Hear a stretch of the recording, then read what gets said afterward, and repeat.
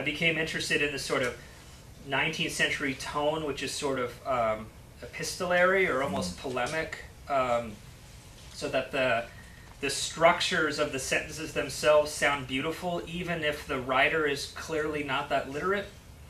And then I found Scrimshaw, not just Scrimshaw like on a whale's tooth or something, but Scrimshaw like on a horn, you know? And I thought, well, this is interesting stuff, because then you have some, you know, I'm just imagining some poor, super bored sailor scribbling something, and a lot of them are like sort of women who are really, really dressed up, and the top is a little on the low side, you know, and they're a little on the busty side. So you get a lot of these, so it's almost like 19th century Scrimshaw porn, kind of, you know? And this stuff is meant to be permanent, because it's, you know, it's carved into a horn and then rubbed with ink, so the image really comes out at you.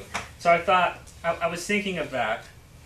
I was thinking also of a lot of these moments in the exploration of the West. I mean, we have the Donner Party right here, but there's numerous others where, you know, Shackleton's expedition gets trapped in the snow, and, you know, 4 people make it out alive. You know, there's tons and tons of those kinds of stories. So the poem's called Scrimshander. The one thing that you don't get from hearing it is all the stuff that's spelled badly in it. I've excised a lot of the vowels.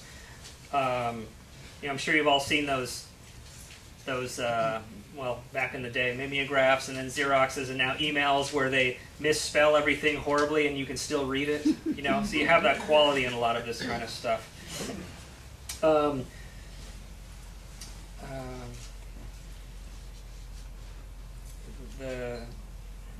don't know how much I should talk about the actual poem, but this is theoretically carved on a horn, but it'd have to be a really big horn. So it's called Scrimshander. When we swung into the ice, it was a hell that words fail. The palaces glowing with trapped sunlight, and we tattering down as if into the arms of mermaids. Indeed, there was solace in the lit chambers, but it was trickery, for when I dragged the little boat up the drift to the thin water that split open as I slept, the faint blur of their faces ghosted out at me, each a crystal lantern holding a flaming man, and I the last. As for this, the walrus gave itself. There is no other way to make it plain, lumbered out of the water, and its bulked keel over as I stuck the spear and twisted. Even then hardly a sound but the hiss of air, the spirit slung forth.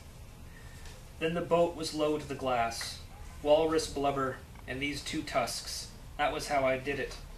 When I slept, their ice towers lined the zigzag, and all eyes followed me. Sometimes they called my name into that endless sunlight. Even now, ah God, on those waking hours alone I took the knife point, and these made for you, my love. From the white of the old man's tooth, your hair in curls, your darkling eyes, your ivory breast, I ringed you with this bow the last. And how I poured myself into you there, the boat still upon the channel, no sound but my voice and yours. The orca rise, my love, into that flat sunlight, and they would sing to you, and the walruses sink down from the ice floe, and yes, slide themselves into those toothed maws one and again, until the channel, a lightning strip of blood, with this boat drawing out its shape, until the ice shattered around by the rising of their backs. Now I know you are with me, and always, ah God, Joanna, I am ruined. Carved herein by yours, eternal and ended.